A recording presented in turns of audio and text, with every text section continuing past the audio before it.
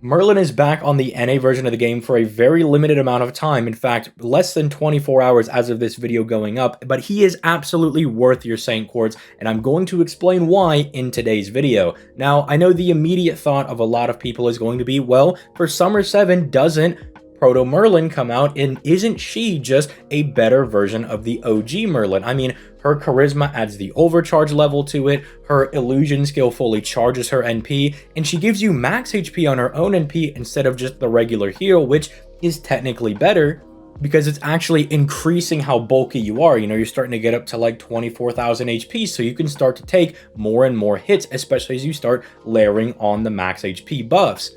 And yes, if you did look at their kits just on the wiki pages and you were to say, well, I think Proto Merlin's a power-equipped version of Merlin, she's definitely better, at a glance that might be true, but in practicality, it is not true. Because here is one issue that I do have with Proto Merlin versus the OG Merlin: her NP is not on a 5-turn clock. What I mean is that all three of Merlin's buffs, the HP, the stars, and the NP every single turn, those all last for 5 turns each. For Proto Merlin, that is not the case. Her max HP and party NP are only 3 turns. The stars are still 5 turns, but the more important things for sustainability are the max HP and the party NP gauge. And this takes something that is very powerful for Merlin that I'm sure you guys have watched in the last couple of challenge quest clears that I've done that is extremely powerful, and that is the ability to stack his NP twice. When you're using Merlin, even with a Buster Servant, as long as they ideally at least have 2 arts cards to find consistent arts chains, you can very easily maintain 2 NPs at once with Merlin, and that gives you insane sustain, it gives you decent NP refund, and it also keeps you topped off with stars. And Proto Merlin does not have that ability. Now, am I now saying that Proto Merlin is complete garbage and you shouldn't summon for her either? No, because I think if you're going to go for more of an Immortal Arts team, you definitely still want to bring Proto Merlin, because your arts units are really going to appreciate having that massive arts buff as opposed to a buster buff that they're probably not going to be able to use. And about the 2 other things that she has, quote unquote, over the original Merlin, the overcharge level, that's actually something she needs to make up for the fact that you're probably not going to bring Morgan or Himiko into your arts team comps because they're buster servants. Himiko specifically on her 3rd skill really wants to do big buster crits, and Morgan herself has a buster NP. And they both give overcharge on their own NPs, making the NP chains that they do extremely powerful because, as many of you may know, when you put NPs in a chain, the further along you go, the higher the overcharge is for the NPs that are at the end of the chain. So if you put someone like Himiko or Morgan at the very beginning of that NP chain, they're not only buffing how much overcharge they're getting just by being at the front of the chain, but they also contribute 1 overcharge for Morgan and 2 for Himiko. The reason Proto Merlin has that is because there's not a super dominant arts unit, at least as of right now. You know, there might come out with one in a couple of days, who knows? But there's not a super dominant arts unit that has this insane overcharge on their NP to kind of do the same thing, at least on the same level that Morgan and Himiko are doing. And so she has that to make up for more of a meta reason that you're not going to pair these other DPS units in her team. You're going to use an arts unit for more consistent arts chains and refund, because having the arts NP as essentially an extra arts card is extremely powerful. And that also goes for her illusion skill. The 100% battery, you might say, well, that's really good. That allows you to immediately get into your NP. And that's definitely got to be something that she has over Merlin. But because her cooldowns are lower on her own NP, they're 3 turns instead of 5 turns, she needs the ability to rapidly get into her NP, because Merlin has a little bit of leeway. You usually have a turn in there as you're doing your chains and everything that can buy you a bit of time before you have to fire the next Merlin NP, because they're up for so long. You can afford to maybe go out of your way for, say, a buster chain or something. That's how he's designed, because Merlin is a buster support. They know you're going to bring him in your buster teams, and that you're not always going to be able to maintain a whole bunch of arch chains. And so he has these long cooldowns to maintain his own buffs, to maintain those double stacks, while being able to take a turn off to maybe do a Buster Brave chain, you know, with your Morgan or something, if you just need to press for a little bit more damage. I mean, after all, that is the whole point of the Buster card. It's supposed to be the damage dealing card, and especially when Merlin came out, that was the whole point and the best thing you could be doing in the game. He's solely responsible for us having break bars on the bosses starting in 1.5 because everything they threw at us, no matter how strong it was, if we didn't wipe it out with the NP, we would one-shot it in the Brave Chain with the following Buster crits.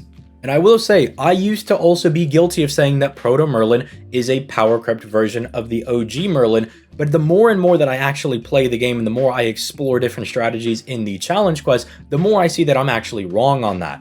That she has these extra pieces to make up for things that she's not going to have in her specific setups. Again, giving herself the overcharge because you're not really going to use those servants with Proto Merlin. You want to take advantage of the big arts buff, and so you're going to use good arts units. You don't have, say, a top tier option like Himiko or Morgan, and so they have to let her do that herself. She has lower cooldowns on her NP, so she has to be able to get to her NP faster than Merlin. She doesn't have the time to really take a turn off to allow someone to do a Buster Brave Chain.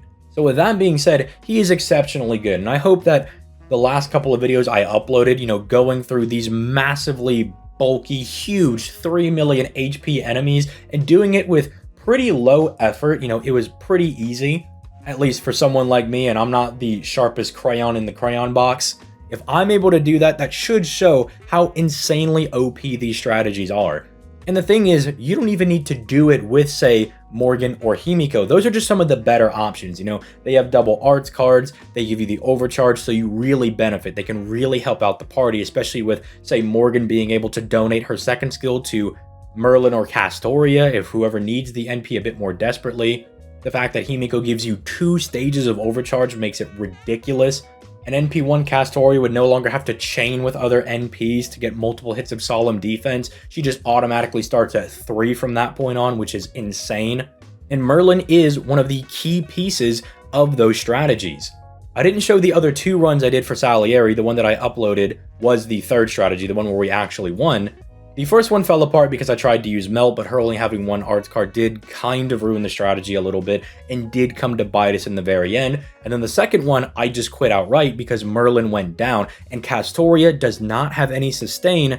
And without sustain, you're not going to outlast these massive bosses that have 3 million HP. The other end of the spectrum is maybe trying to do min turning for them. You want to try to beat the bosses in 3 turns, or at least for Salieri, 3 turns from when you get there.